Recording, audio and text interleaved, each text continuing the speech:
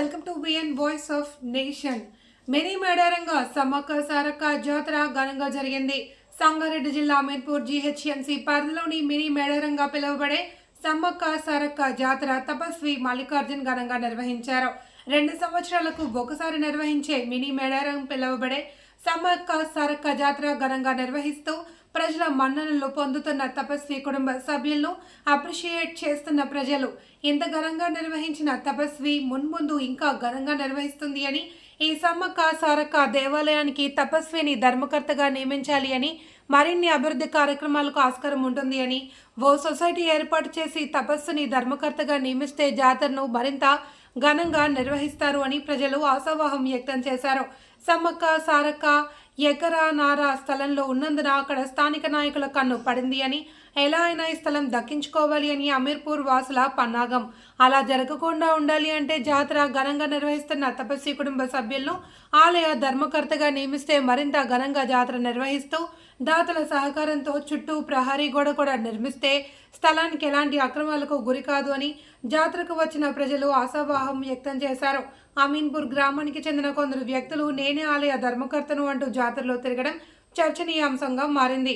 తపస్వి తనకు సమ్మక్క సారక్కలు తనకు పూనకం రూపంలో వచ్చి జాతరను నిర్వహించమని చెప్పారని, అందుకే ఘనంగా జాతర నిర్వహిస్తున్నాము అని తపస్వి తెలిపారు. ఇట్టి విషయమై త్వరలో ఎమ్మెల్యేని కలిసి సమ్మక్క సారక్క ఆలయ ధర్మకర్తగా నన్ను నియమించాలి అని కోరుతానని తపస్వి అన్నారు.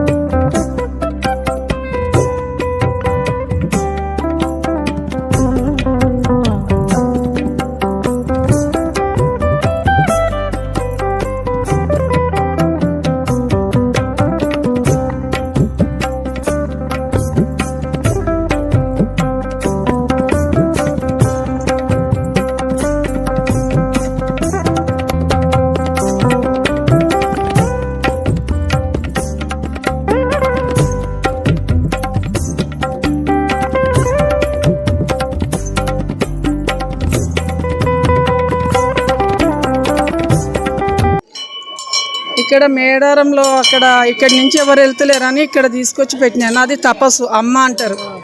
20 సంవత్సరాలు ఇది 10వ జాతర.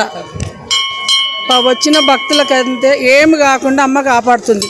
వాళ్ళు అనుకున్న కోరికలు తీరుపుతుంది, వస్తున్నారు అని నాది తపస్సు. అకారణంగా అమ్మని తీసుకొస్తాం మేడారం నుంచి, చిలకర గుట్ట నుంచి తెచ్చి అమ్మని పెడతాం వారం ముందు. అక్కడ ఎప్పుడైతుందో 9 మంది పూజారులు వస్తారు మన దగ్గరికి. పూజారులు వచ్చి ఏం చేయాలమ్మని అడుగుతారు. ఇది చేయాలని అమ్మ వచ్చి చెప్తుంది. చెప్తే అమ్మని తెచ్చి కొండకాడ పెడతాం వెనకాల. వచ్చిన సంది ఒక్క పొద్దులు ఉండి అమ్మకి ఏమేమి నైవేద్యాలు ఎక్కుతావో 5 గంటల నుంచి ఎక్కిస్తుంటాం. అఖండంగా జ్యోతి వెలిగిస్తాం. 28 తారీఖు సార్లమ్మ, పగడితరాజు, గోవిందరాజు బరినితో తీసుకొస్తా. 29 తారీఖు సమ్మక్కని తీసుకొని బిడ్డల్ని కొడుకుని అందరినీ కలుసుకొని అమ్మని గద్దెక్కిస్తాం. ఈరోజు 30 తారీఖు అమ్మని పంపిస్తాం.